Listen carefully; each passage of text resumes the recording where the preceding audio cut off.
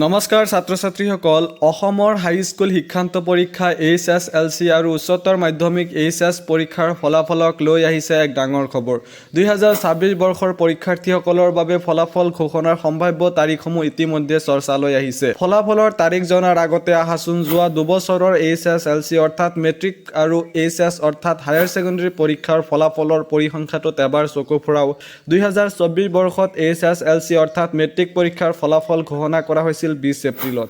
আনহাতে HS অৰ্থাৎ higher secondary পৰীক্ষাৰ ফলাফল ঘোষণা হৈছিল 9 মেত 2025 বৰ্ষত HSLC অৰ্থাৎ মেট্ৰিক পৰীক্ষাৰ ফলাফল ঘোষণা হৈছিল 11 এপ্ৰিলত আনহাতে HS অৰ্থাৎ হায়াৰ সেকেন্ডাৰী পৰীক্ষাৰ ফলাফল ঘোষণা হৈছিল 30 এপ্ৰিলত এইবাৰ নিৰ্বাচনৰ পৰিপ্ৰেক্ষিতত ফলাফলসমূহ আগতীয়াকৈ ঘোষণা কৰাৰ পৰিকল্পনা কৰা হৈছে অফিচিয়েল আপডেট অনুসৰি HSLC অৰ্থাৎ মেট্ৰিক পৰীক্ষাৰ ফলাফল 2026 বৰ্ষৰ এপ্ৰিল মাহৰ প্ৰথম সপ্তাহত ঘোষণা হোৱাৰ পূৰ্ণ সম্ভাৱনা আছে আনহাতে HS অৰ্থাৎ হায়াৰ সেকেন্ডাৰী পৰীক্ষাৰ ফলাফল এপ্ৰিল মাহৰ শেষৰ সপ্তাহত অৰ্থাৎ বহাগ বিহুৰ পাছত ঘোষণা কৰা হ'ব পাৰে পৰীক্ষাৰ্থীসকলে ASCEB অৰ্থাৎ আসাম ষ্টেট স্কুল এডুকেশ্যন বৰ্ডৰ ৱেবছাইটৰ জৰিয়তে নিজৰ ৰোল নম্বৰ ব্যৱহাৰ কৰি ফলাফলসমূহ চাব পাৰিবা মনত ৰাখিবা এয়া এক সম্ভাৱ্য সময়সূচীহে চৰকাৰীভাৱে চূড়ান্ত তাৰিখ ঘোষণা কৰাৰ লগে লগে মই তোমালোকক অৱগত কৰিম শেষত সকলো পৰীক্ষাৰ্থীলৈ মোৰ ফালৰ পৰা আগতীয়াকৈ শুভকামনা জনালো